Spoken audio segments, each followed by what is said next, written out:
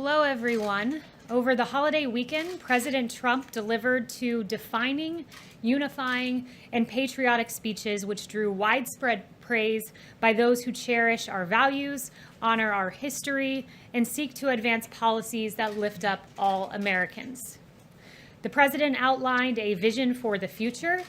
The president outlined a vision for stronger and safer communities. President Trump said, after all, what do we want? We want a strong military, great education, housing, low taxes, law, and order. He went on to say, we want safety, we want equal justice, we want religious liberty, we want faith and family, and living in the great communities and happy communities and safe communities. And we want great jobs, and we want to be respected by the rest of the world, not taken advantage of by the rest of the world.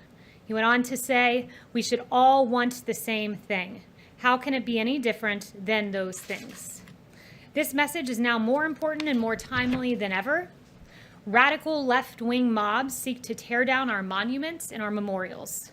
Everyone from George Washington to Abraham Lincoln to Frederick Douglass and even Gandhi. Misguided movements such as defund the police seek to leave our communities more vulnerable than ever. Case in point, this weekend alone. In New York, there were 44 shootings with 11 killed. In Chicago, 75 people were shot with 13 killed.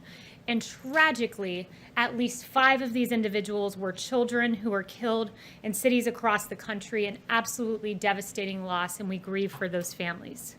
Crime such as this is dark and it is divisive.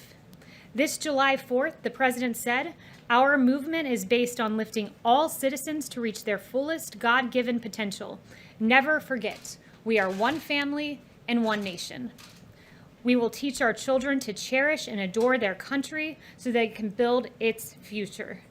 This vision is not a culture war, as the media seeks to falsely proclaim. It's an embrace of our American family, our values, our freedom, and our future. And with that, I'll take questions. Peter. Kayleigh, I want to ask you just a couple of questions. The first one, why is the president so supportive of flying the Confederate flag? So I think you're referring to a tweet this morning, is that right? Correct. Well, I think you're mischaracterizing the tweet. The tweet was aimed at pointing out that the FBI report of the alleged hate crime at NASCAR concluded that the garage door pull, which had been there since last fall, was obviously not targeted at a specific individual because in fact it was a garage pull, and in fact it was there since last fall, long before these 43 teams arrived, and it was concluded by the FBI that this was, quote, not an intentional racist act. For clarity, I'm asking you about the Confederate flag. So my question is, why is the president so supportive of flying the Confederate flag? The president never said that. Again, you're taking his tweet completely out of context. The president said that NASCAR saw bad ratings because they took down the Confederate flag, banned the Confederate flag. Does he believe NASCAR should fly the Confederate flag, and why don't they fly it here? The whole point of the tweet was to note the incident, the alleged hate crime, that it in fact was not a hate crime. At the very end,